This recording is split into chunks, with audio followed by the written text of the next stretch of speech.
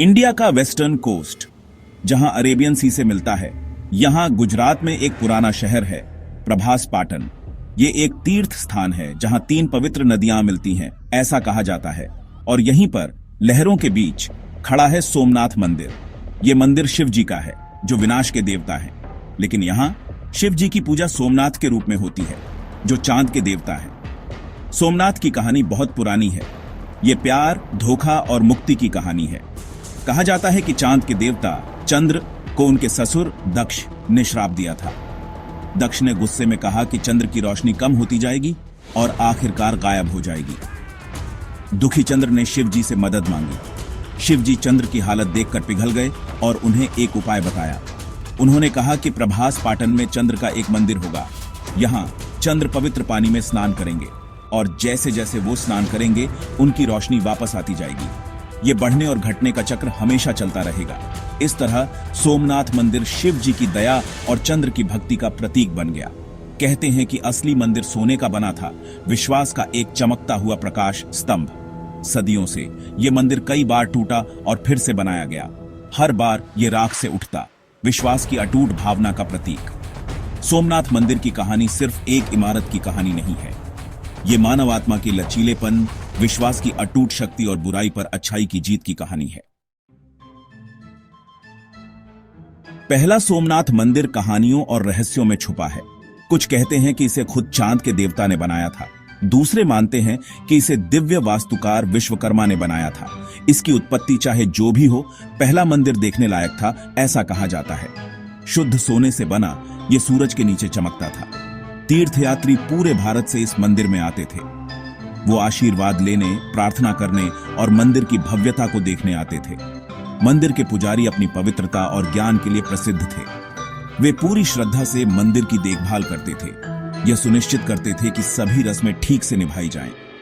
हवा में अगरबत्ती की खुशबू और मंत्रों की आवाज गूंजती रहती थी।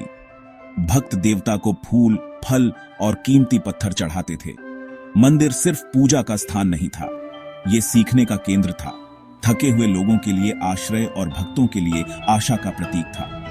पहला सोमनाथ मंदिर सदियों तक खड़ा रहा, अपने बनाने वालों की भक्ति और अपने तीर्थयात्रियों के विश्वास का प्रतीक। किसी को नहीं पता था कि इसकी भव्यता लालच और सत्ता के भूखे लोगों का ध्यान आकर्षित करेगी। मंदिर की समृद्धि दोधारी तलवार साबित होगी। यह इसे लुटेरों के लिए एक निशाना बना देगा, जो इसके धन को लूटना चाहते थे।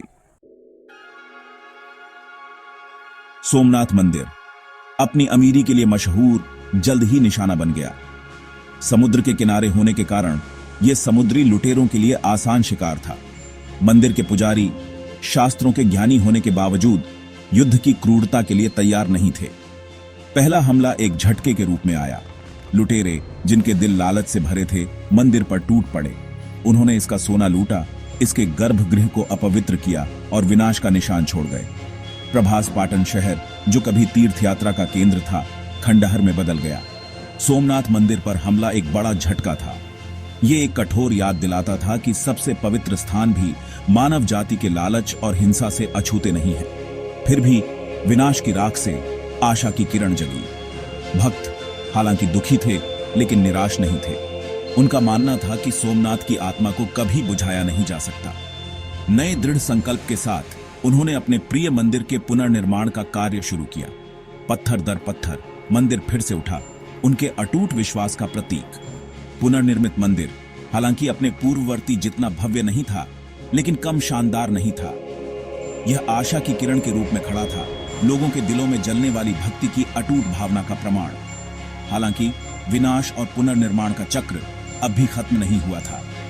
पुनर्निर्मित सोमनाथ मंदिर अपने पूर्ववर्ती की तरह एक बार फिर निशाना बन जाएगा। इतने प्यार और भक्ति से बनाया गया सोमनाथ मंदिर बार बार आक्रमणकारियों के क्रोध का सामना करेगा।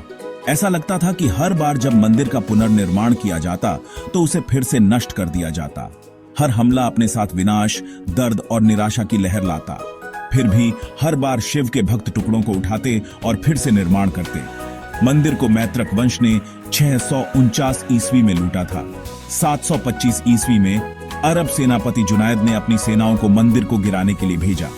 प्रत्येक हमला न केवल संरचना के लिए, बल्कि उस विश्वास के लिए एक झटका था जिसका वह प्रतिनिधित्व करता था। लेकिन लोगों का विश्वास अडिग था।